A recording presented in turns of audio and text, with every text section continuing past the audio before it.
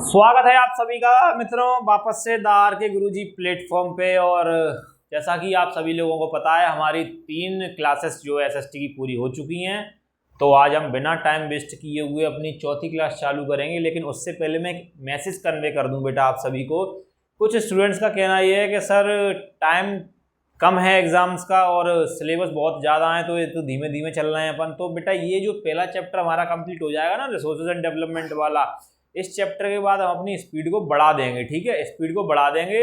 अभी जैसे स्पीड से चल रहे हैं उससे थोड़ी सी स्पीड 1.5 गुना स्पीड कर लेंगे बस, और फिर उस स्पीड से सिलेबस आराम से पूरा हो जाएगा धीरे धीरे। बस आप सभी लोगों के सहयोग की जरूरत है। ठीक है, तो अब करते हैं अपना चालू हम चौथा आज का लेक्चर और शुरू करते हैं भाई कहाँ से, अर्थ समिट से। ठीक है, तो जैसा कि बेटा आप सभी लोगों को मैंने बताया था कि अर्थ समिट के बारे में अपन बात करेंगे। काय के बारे में बात करेंगे? अर्थ समिट के बारे में। अर्थ समिट कब हुई थी? ये 1992 में। इसको हिंदी में क्या बोलते हैं? पृथ्वी सम्मेलन। क्या बोलते हैं बेटा? पृथ्वी सम्मेलन 1992। ठीक है, पृथ्वी सम्मेलन 1992 कहाँ पे हुआ था ये? ब्राजील में। कहाँ पे हुआ था ये? ब्राजील में। ब्राजील के किस शहर में हुआ था? Rio de Janeiro. शहर का क्या नाम है बेटा? Rio de Janeiro. इसको पढ़ लेना, जो बता रहा हूँ यहाँ से ओटी बन जाती है, वन वर्ड बन जाता है आपका। एक्सरसाइज में कहीं ना कहीं ये पूछ लिया जरूर पूछ लिया जाएगा। ठीक है, तो ये इंपॉर्टेंट टॉपिक है एमपी बोर्ड के दृष्टि से। क्या बता रहा है? अर्थ समिट हुई थी 1992 में। कहाँ हुई थी भैया? ब्राजील में, रियो डी जेनेरो नाम की। अब यहाँ पे आप सभी लोगों को बेटा एक होमवर्क दिया जा रहा है यहीं पे। यहाँ पे आपको इस 1992 में ये किस महीने में हुई थी और किस तारीख को हुई थी, ये आपको जो है एग्जैक्ट डेट जो है आपको यहाँ पे बतानी है मुझे कमेंट सेक्शन में है। अगर आप नहीं बता पाएंगे कोई बात नहीं है, अगली अपनी नेक्स्ट क्लास में इसकी डेट आपको मैं बताऊंगा फिर। ठीक है, ये आपके लिए होमवर्क है। यहाँ बीच बीच में छोटे छोटे ऐसे होमवर्क मैं आपको देता रहूंगा जिससे आप लोगों का जो है मन लगा रहे क्लास में। ठीक है, तो आप लोग भैया इसकी एग्जैक्ट डेट पता करके आना कि 1992 में ये अर्थ समिट हुआ था, पृथ्वी सम्मेलन हुआ था, ये क्यों हुआ था। ठीक है, सॉरी, ये किस तारीख को हुआ था। अब प्रश्न ये होता है ये पृथ्वी सम्मेलन हुआ क्यों, आखिर भाई इसको करने की जरूरत क्या पड़ गई? इस पृथ्वी सम्मेलन को इस ब्राजील शहर में, रियो डी जेनेरो नाम, सॉरी ब्राजील देश में रियो डी जेनेरो नाम के शहर में। ठीक है, ब्राजील का एक शहर है रियो डी जेनेरियो। यहाँ पे इसको जरूरत क्या पड़ गई इस पृथ्वी सम्मेलन को करने की? तो इसको बेटा आप लोगों का जैसे इससे पहले पिछली वीडियो में हमने देखा था कि संसाधनों के ह्रास के बारे में, संसाधनों के नुकसान के बारे में बात हो रही थी, और पर्यावरण को, ग्लोबल वार्मिंग को, हमारे एनवायरमेंट को, सबको नुकसान पहुंच रहा था। तो उन सब की चिंता के चलते दुनिया के 100 से ज्यादा देशों ने, 100+ कंट्रीज ने क्या किया? 100+ कंट्रीज ने क्या किया बेटा? यहाँ पे क्या कर दिया? एक सम्मेलन किया। उस सम्मेलन का क्या नाम रखा? क्या नाम रखा बेटा उस सम्मेलन का? Rio de Janeiro. क्या नाम रखा बेटा उस सम्मेलन का? क्या नाम रखा? सॉरी, क्या नाम रखा बेटा? अर्थ समिट 1992 नाम रखा, पृथ्वी सम्मेलन 1992। कहाँ पे हुआ था ये? ब्राजील में हुआ था। ब्राजील के शहर में हुआ था? Rio de Janeiro. ठीक है, कहाँ पे हुआ था? Rio de Janeiro. और यहाँ पे कितने देशों ने भाग लिया था बेटा? बताएं जल्दी से, कितने देशों ने भाग लिया था? 100 से अधिक देशों ने यहाँ पे क्या लिया था? भाग लिया था। ठीक है, आई होप आपको इतनी इंफॉर्मेशन समझ में आई होगी। हाँ तो बेटा जी आप लोगों को इतनी जानकारी समझ में आ गई होगी। ठीक है, तो अब और क्या बता रहे हैं वाले हैं भैया इसके बारे में? एक और ध्यान रखना, ये भाई साहब जो है फर्स्ट अर्थ समिट है। ठीक है, क्या भैया? फर्स्ट इंटरनेशनल समिट है तुम्हारी किसके बारे में? पर्यावरण के बारे में। ठीक है, अगर कोई आपसे अगर पूछता है कि पहली इंटरनेशनल समिट बताओ जो एनवायरमेंट के ऊपर की गई थी, तो ये अर्थ समिट ही मानी जाती है। पहली क्या 1992 में कहाँ पे हुई थी? ब्राजील के रियो डी जेनेरो नाम के शहर में। ठीक है, इसको करने के क्या रीजंस हैं भाई साहब? मैं आपको बता चुका हूँ, रीजंस के बारे में भी बता चुका हूँ कि क्या क्या रीजंस रहे थे। क्या भैया क्या क्या? Protection of environment. ठीक है, क्या क्या है भैया? काय का प्रोटेक्शन करना है अपन को? एनवायरमेंट का। काय का प्रोटेक्शन करना है अपन को? एनवायरमेंट का। यानी काय का प्रोटेक्शन होगा? आपका पर्यावरण का। ठीक है, आपके पर्यावरण का क्या होगा? प्रोटेक्शन होगा। काय का प्रोटेक्शन होगा बेटा? पर्यावरण का आपका प्रोटेक्शन होगा काय में? इस समिट में। ठीक है, ये समिट पर्यावरण के प्रोटेक्शन के लिए ही की गई थी। और काय के लिए की गई थी बेटा? Social economic development. ठीक है, सोशियो इकोनॉमिक डेवलपमेंट बोलोगे, क्या बोलोगे इसको? Socio economic development, socio economic development of global warming. इसके रीजंस लिख सकते हो बेटा आप शॉर्ट में, ऑफ ग्लोबल वार्मिंग, इसके लिए की गई थी। ठीक है, अब एक बात बताओ, ये अब मीटिंग की गई है, कारण इसके मीटिंग को करने के ये दो कारण रहे हैं। ये मीटिंग हो गई तो इसमें कुछ ना कुछ भाई साहब फैसले भी तो लिए गए होंगे ना, कुछ ना कुछ डिसीजन भी तो लिए गए होंगे ना, या फिर इसका कुछ ना कुछ निष्कर्ष या रिजल्ट तो निकल के आया होगा ना। तो इसका जो रिजल्ट था वो क्या रिजल्ट था? तो इसका रिजल्ट भाई साहब क्या था? इसके रिजल्ट में दो चीजें अडॉप्ट की गई। क्या पहला किया गया, क्या तुम्हारा एजेंडा 21। क्या किया गया भाई साहब आपका? पहला क्या किया गया आपका? पहला क्या किया गया आपका? एजेंडा 21। तो काफी सारे लोग हैं बेटा, जल्दी कमेंट सेक्शन में बता दो कि एजेंडा 21 क्या है। जल्दी बता दो कि भैया एजेंडा 21 आखिर है क्या। कमेंट करो, तब तक मैं बता देता हूं कि दूसरा वाला भैया क्या था आपका। दूसरा वाला क्या था? Global forest principle. क्या था भैया? Global forest principle. दूसरा वाला क्या अपनाया गया था तुम्हारा? ग्लोबल फॉरेस्ट प्रिंसिपल जो है इसमें अपनाए गए थे। ठीक है, यानी पहला तुम्हारा देखो, पहले इसको समझ लो, बाकी बाद में एजेंडा 21 समझाता हूँ आपको। तो ग्लोबल फॉरेस्ट प्रिंसिपल क्या थे? इस मीटिंग में ये फैसला लिया था 100 से अधिक देशों ने सबने मिलके कि हमारे यहाँ पे हमारी कंट्रीज में जो क्या कहते हैं, जो फॉरेस्ट है ना, उनको क्या करेंगे हम आज से संरक्षित करना चालू कर देंगे। उनको क्या करेंगे हम आज से उनको बचाना क्या कर देंगे, हम इनको चालू कर देंगे। ठीक है, तो यहाँ पे क्या हुआ था? वनों को क्या किया गया था? यहाँ बचाने के एक सिद्धांत यहाँ पे अपना लिया गया था। और एजेंडा 21 क्या है भैया? एजेंडा 21 तो कुछ नहीं है, एक डिक्लेरेशन लेटर है केवल मात्र। क्या है भाई साहब? एक इसमें इसी मीटिंग में एक लेटर तैयार किया गया था। ठीक है, उसका नाम भाई साहब क्या रखा गया था? एजेंडा 21 रखा गया था। ठीक है, ये क्या था भाई साहब? मात्र क्या है तुम्हारे? एक डिक्लेरेशन लेटर है। ये क्या है तुम्हारा? घोषणा पत्र है। ये क्या है तुम्हारा? एक घोषणा पत्र है। क्या है भाई साहब? ये घोषणा पत्र है। घोषणा पत्र है। इसमें क्या घोषणाएं थी? इसमें घोषणाएं थी काय के बारे में? संसाधनों को बचाने के बारे में। ठीक है, और हमारे एनवायरमेंट को सुरक्षित करने के बारे में ऐसी कुछ घोषणाएं थी जो इस टाइम में थी, इस वाले लेटर में थी। इसका नाम क्या था? एजेंडा 21। इससे ज्यादा एजेंडा 21 कुछ भी नहीं है। जिसको भी ये लिखना है जल्दी से लिखो, मैं साफ करता हूँ। हाँ तो बेटा जी, इतना आप सभी लोगों ने लिख लिया होगा। अब अपन इसको इरेज करते हैं और अगला चलते हैं रिसोर्स प्लानिंग वाले चैप्टर पर। ठीक है, कहाँ पे चलते हैं बेटा अपन? रिसोर्स प्लानिंग पे। कहाँ पे चलेंगे? रिसोर्स प्लानिंग पे। ठीक है,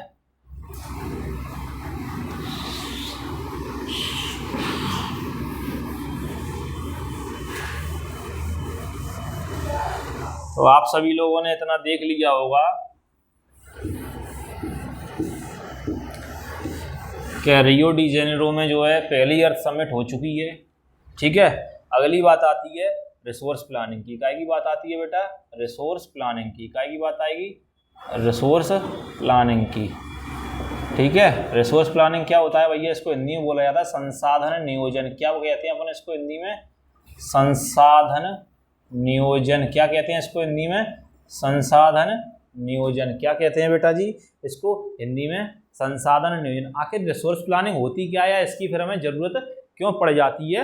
रिसोर्स प्लानिंग की बात ये उठ रही है हमारे सामने क्या कि आखिर जो है हमें इसकी जरूरत क्यों पड़ जाती है? रिसोर्स प्लानिंग की हमको जरूरत आखिर क्यों पड़ती है? तो भैया रिसोर्स प्लानिंग के बारे में क्या है? तो बेटा आप सभी लोगों को बताओ रिसोर्स प्लानिंग क्या होती है। तो बस समझाता हूँ अपने कुछ एग्जांपल्स के माध्यम से, आपको जल्दी से समझ में आ जाएगा। ठीक है, तो आप लोग देखिए, ये आपका जो बना है, क्या बना है बेटा? ये प्यारा भारत देश बना है बेटा। क्या बना है आप सभी लोगों का? ये प्यारा भारत देश बना है आप लोगों का। ठीक है, ये क्या है आप सभी लोगों का बेटा? प्यारा भारत देश है आपका। ठीक है, तो इस प्यारे भारत देश में क्या है हमारे में?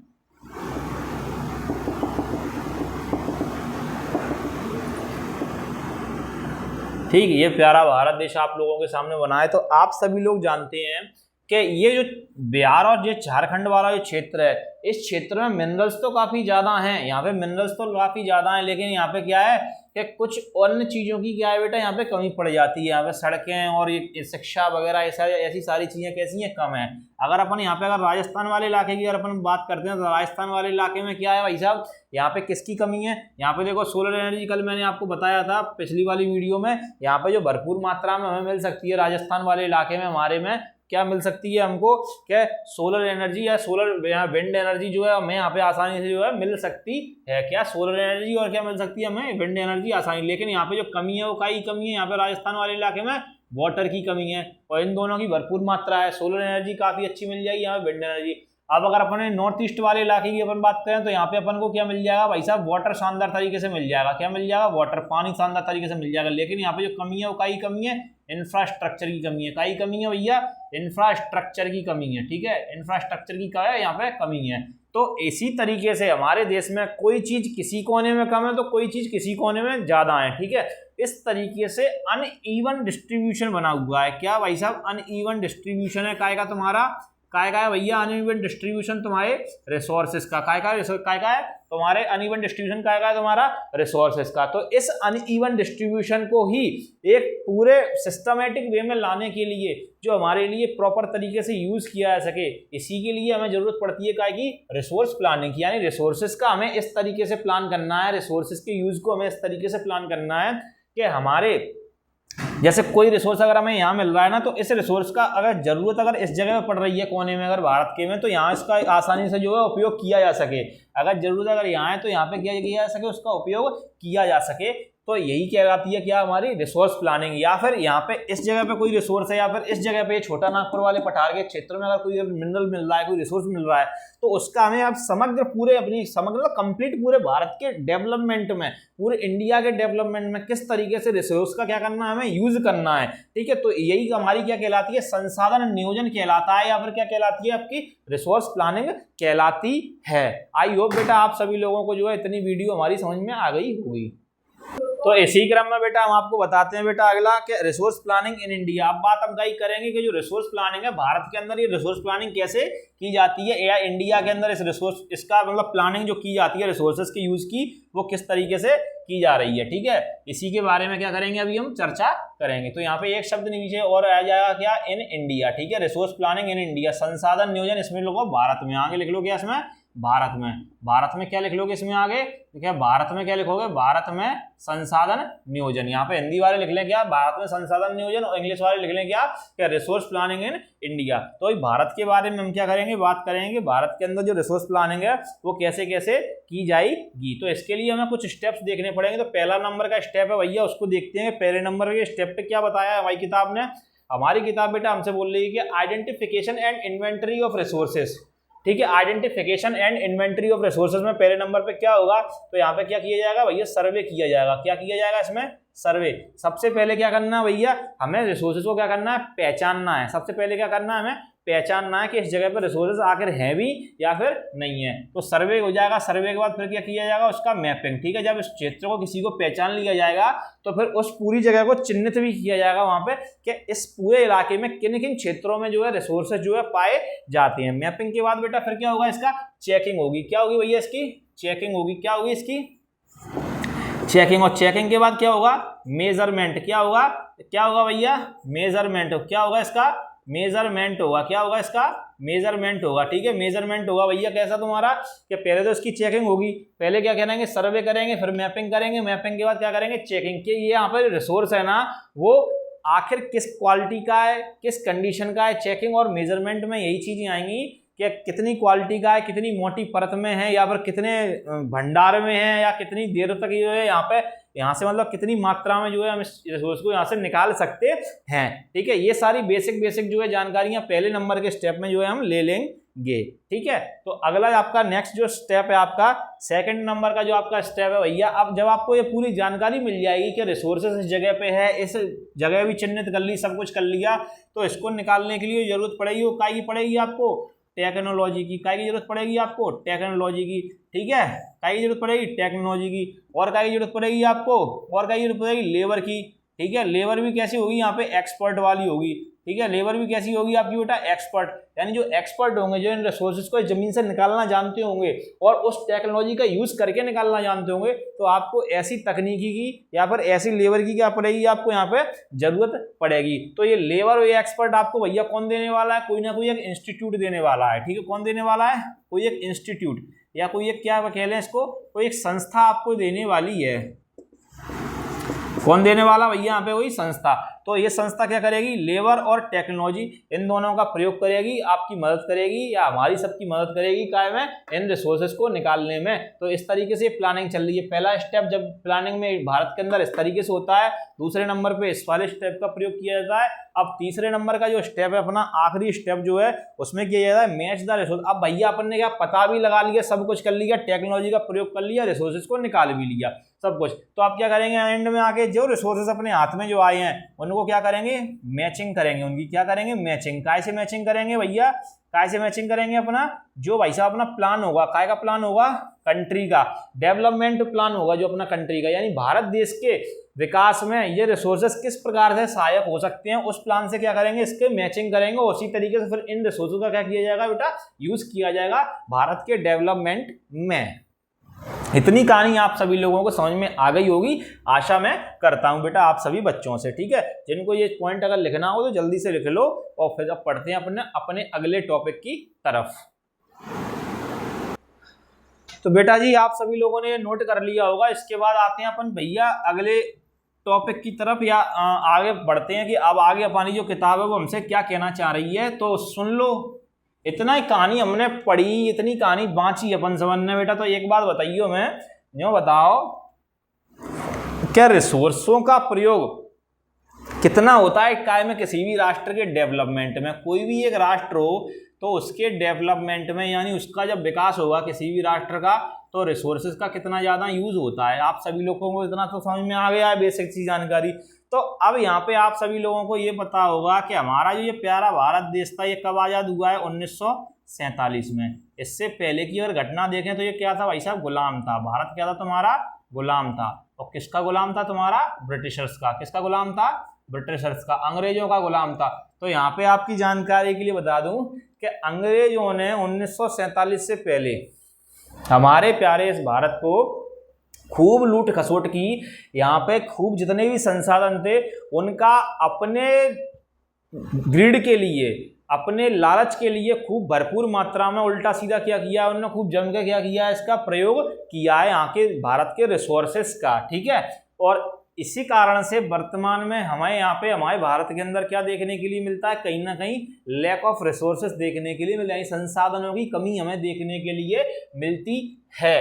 इतना कहानी आपको समझ में आया। तो इसी संबंध में हमारे महात्मा गांधी जी ने, हमारे यार आपके बेटा सबके प्यारे बापू राष्ट्रपिता महात्मा गांधी जी, तो उनने क्या बोला है, ये जो मैं बात बोल रहा हूँ वो बेटा आपकी कहाँ पूछी जाती है, ओटी में पूछता है बोर्ड, और पिछले प्रीवियस ईयर पेपरों में आई भी है। क्या बोलते हैं बापू जी अपने, महात्मा गांधी जी क्या बोलते हैं अपने, वो बोलते हैं कि अंग्रेजों ने खूब लूट खसोट की, सब कुछ किया, लेकिन फिर भी हमारे पास संसाधनों की कोई भी कमी नहीं है। हमारे पास संसाधन पर्याप्त मात्रा में हैं, हमारे पास क्या है, संसाधन पर्याप्त मात्रा में है, लेकिन किसी के भी लालच को पूरा करने के लिए नहीं है।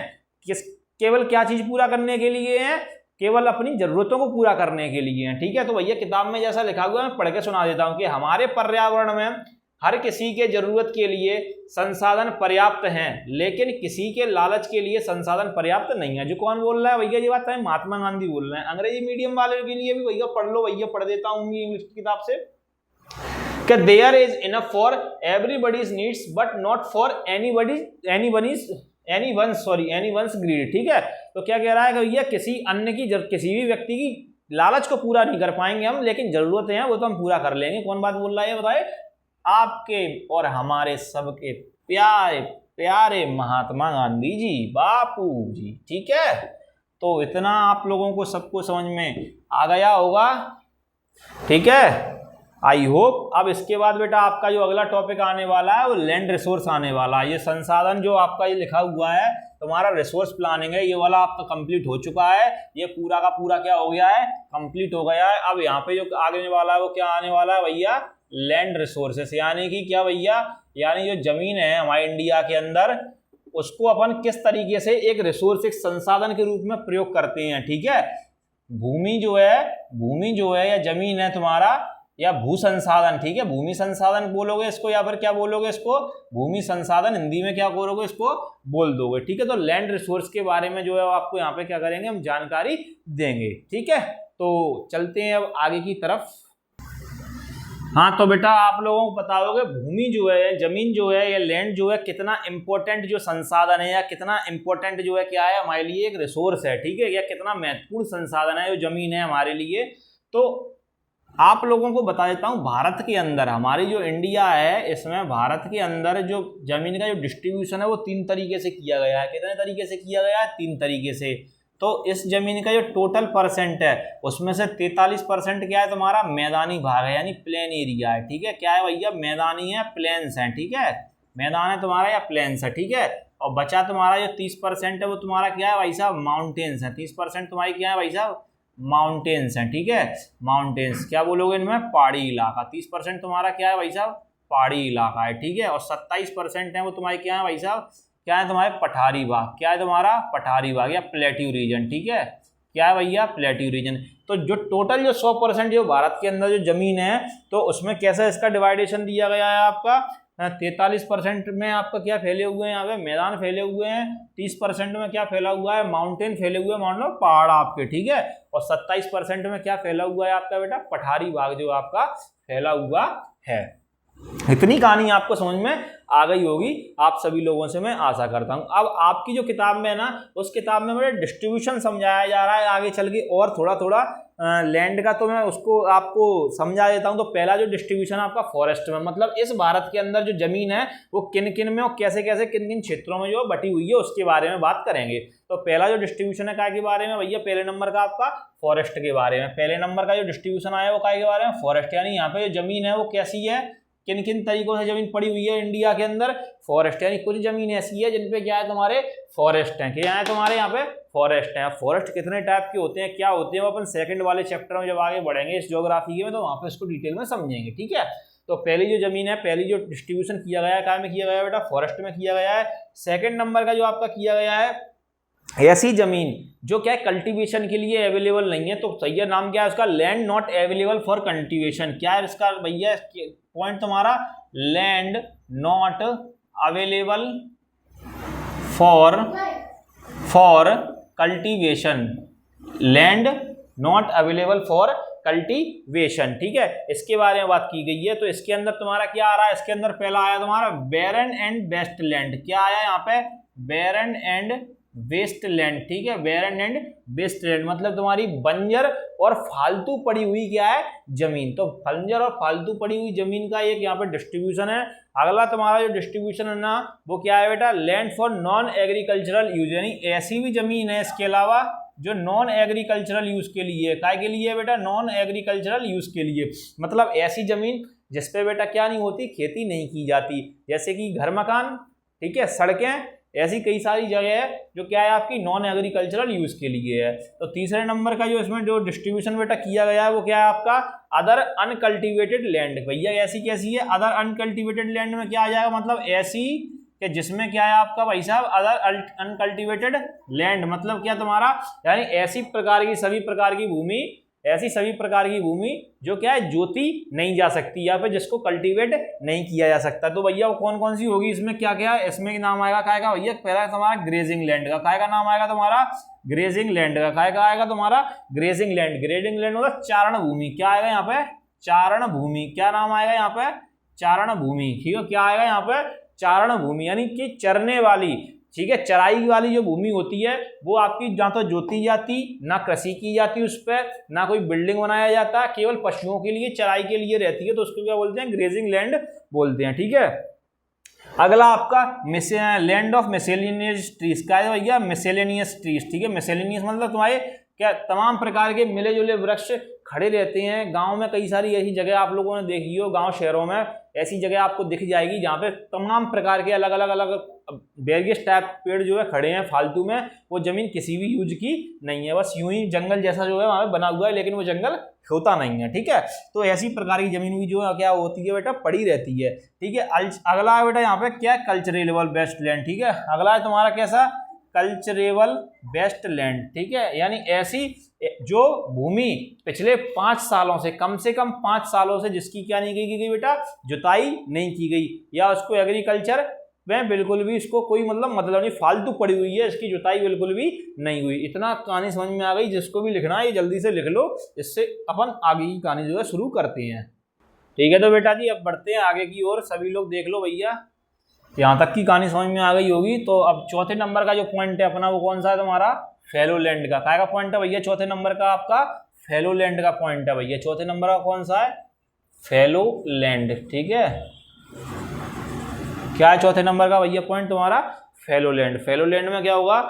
यहाँ पे भी क्या है, दो टाइप में इस वाली जमीन को बांट दिया गया है। करंट फेलोलैंड, मतलब करंट फेलोलैंड का तुम्हारा क्या मतलब होगा? इसका मतलब होगा तुम्हारा क्या पिछले कम से कम 1 साल से जो भूमि क्या है फालतू पड़ी हुई है, इसकी जुताई वगैरह, इसका कल्टीवेशन नहीं हुआ है, उसको काय में रखेंगे, या अनकल्टिवेटेड उसको रिमेन छोड़ दिया गया है उसको काय में रखेंगे बेटा? करंट फेलोलैंड में रखेंगे। आपका आएगा अदर देन करंट फेलोलैंड भैया अनकल्टिवेटेड फ्रॉम 1 to 5 ईयर। ठीक है, ये भी तुम्हारी कैसी है भैया? अदर देन वाली जो दूसरे प्रकार की है वो अनकल्टिवेटेड है। कब से?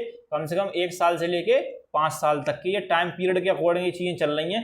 लेकिन आप लोगों को बता दूं, यहाँ पे ये वाला टॉपिक इतना ज्यादा एमपी बोर्ड के लिए इंपॉर्टेंट नहीं है। ये टाइप जो बता रहा हूँ वो ज्यादा इंपॉर्टेंट नहीं है। इसके बाद जो इसी टॉपिक से जो डिग्रेडेशन वगैरह भी बताऊंगा मैं, वो सब इंपॉर्टेंट आएगा। लेकिन ये जो टाइप 6 टाइप है ना, वो इतने इंपॉर्टेंट नहीं है। बस यहाँ से ओटी जरूर वो पूछ लेता है, यहाँ से क्वेश्चन वगैरह आने का अभी तक तो कोई चांस बना नहीं है, और ना अभी तक कोई आया है यहाँ से। ठीक है, तो इसके बाद आपका जो अगला है भैया नेट सोन एरिया। ठीक है, क्या है भैया इसका 5वें नंबर का जो पॉइंट है आपका, क्या है भैया? वो नेट सोन एरिया। ठीक है, नेट सोन एरिया मतलब तुम्हारा क्या सकल बोया गया क्षेत्र। ठीक है, क्या है भाई साहब? ना सॉरी, शुद्ध बोया गया क्षेत्र होगा बेटा। ये क्या होगा? शुद्ध बोया गया क्षेत्र। ठीक है, तो ऐसा एरिया जो कम से कम साल में एक बार तो क्या हो रहा है, कम से कम साल में कितनी बार? कम से कम एक बार जोता जा रहा है, या फिर एक बार इस पे क्या उगाई जा रही है बेटा? फसल उगाई जा रही है, इसको बोया जा रहा है कम से कम साल में एक बार।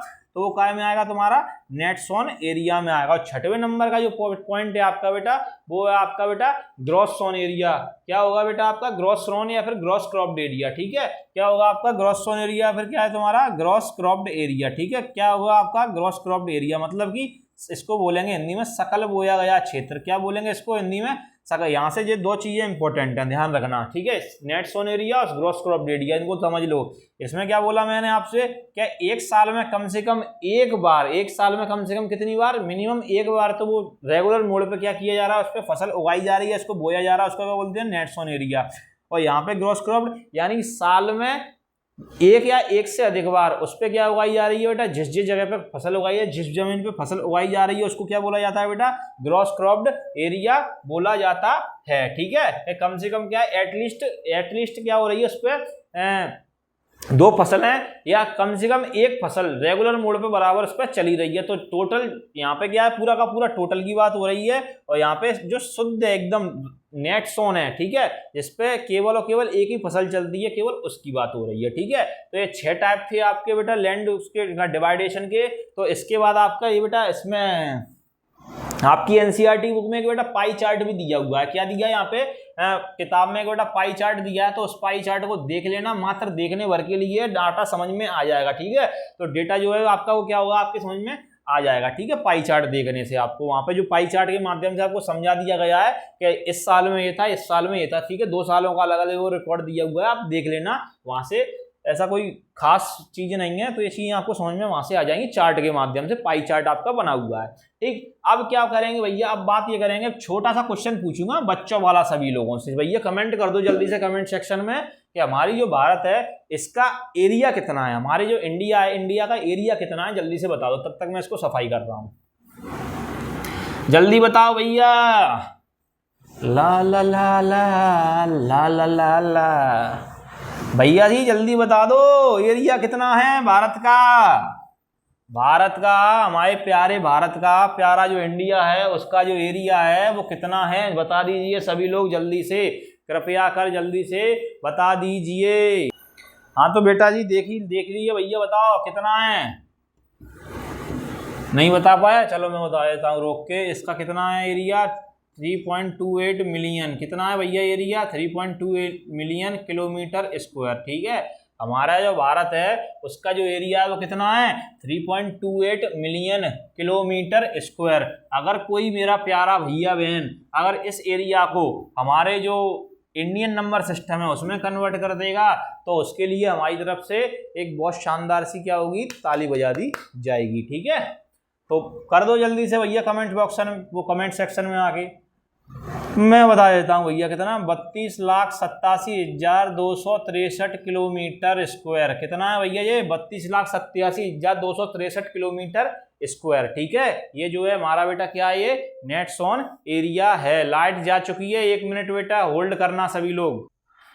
तो भैया एक्सटर्नल सोर्स हमने लाइट का लेके अपनी इस वीडियो को रिकॉर्ड कर रहे हैं और अभी इसको यहीं पे बंद कर देंगे। बस इस टॉपिक को थोड़ा समझ लो। आपको बता दूं कि बेटा यहाँ पे जो डाटा हमें जितना भी अपन ने अभी पढ़ा 43% वगैरह प्लेन एरिया वगैरह का सारा जो हमारे पास जो डाटा है ना, वो 93% भूमि का डाटा है केवल। बकाया बची हुई यहाँ पे 7% का हमारे पास कोई भी डाटा नहीं है। क्यों नहीं है? क्योंकि यहाँ पे जो क्षेत्र है ना, ये पीओके वाला क्षेत्र है। किसके अंडर में? ये पाकिस्तान के अंडर में है ये वाला क्षेत्र। ठीक है, ये आपका किसके अंडर में? अक्साई चीन है। किसके अंडर में भाई साहब? यहाँ पे चाइना के कंट्रोल में। यहाँ का कुछ भाग भी किसके अंडर में भाई साहब? चाइना के कंट्रोल में है।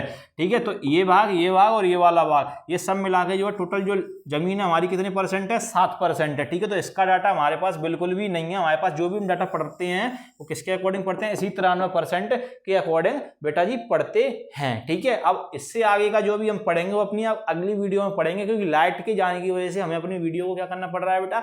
स्टॉप करना पड़ रहा है। तो मिलते रहिए और जुड़े रहिए हमारी YouTube चैनल से द आर के गुरुजी से, और मिलते हैं अपनी अगले वीडियो में। Thank you and good night.